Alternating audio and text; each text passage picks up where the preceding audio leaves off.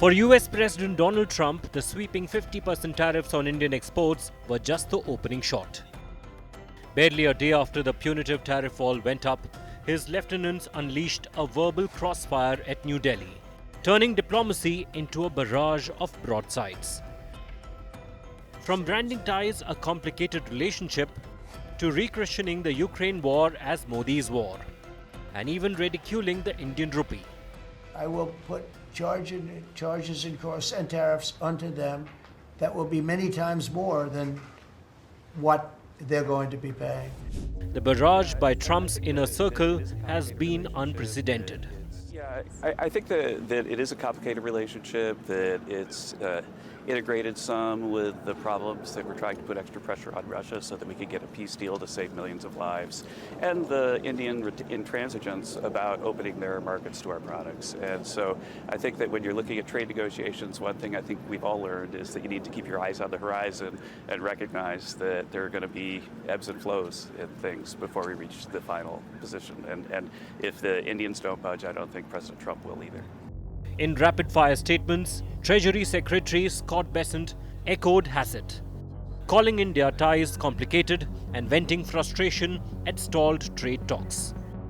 He scoffed at the very idea of the rupee challenging the dollar, likening it to a paper boat in a storm, and mocked its slide to record lows. Policy hawk Peter Navarro went further, accusing India of bankrolling Russia's war machine, branding New Delhi arrogant and even mocking its democracy. He dubbed the Ukraine conflict Modi's war while slamming Indian tariffs as a tax on American jobs and taxpayers.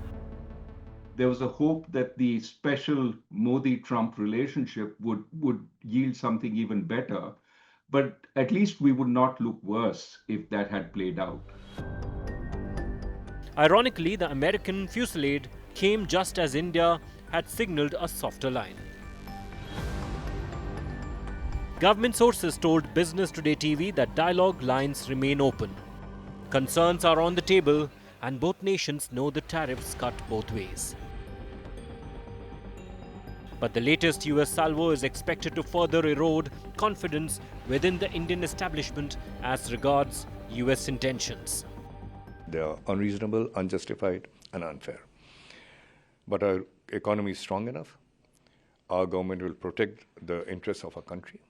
And we will continue to look at markets for all resources because we have a very large population whose energy security also has to be addressed.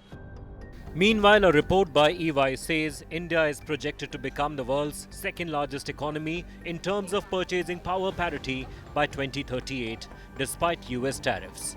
The GDP is expected to cross $34 trillion, with the report adding that India is emerging as one of the most dynamic among the world's 5 largest economies. The report cited India's strong economic fundamentals, including high savings and investment rates, favorable demographics, and a sustainable fiscal position. At home, the external threat has triggered a rallying cry for Swadeshi. Political, business and social leaders alike digging trenches for a long battle. सब बातों की कुंजी है, विकास भी करना है, तो हर बात में अपना देश आत्मनिर्भर होना चाहिए, अपने घर से शुरू करना। जब ये स्वदेशी की बात करते हैं तो लगता है कि विदेशों से संबंध नहीं रहेंगे व्यापार, ऐसा नहीं है।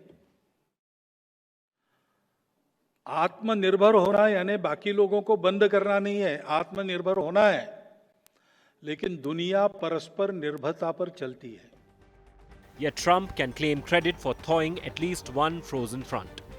While India denies the US president's claimed role in the May ceasefire with Pakistan, the mercurial deal-maker has nudged New Delhi and Beijing closer.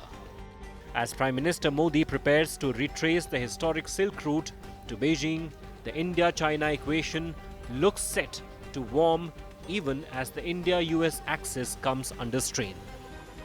Bureau Report, Business Today Television.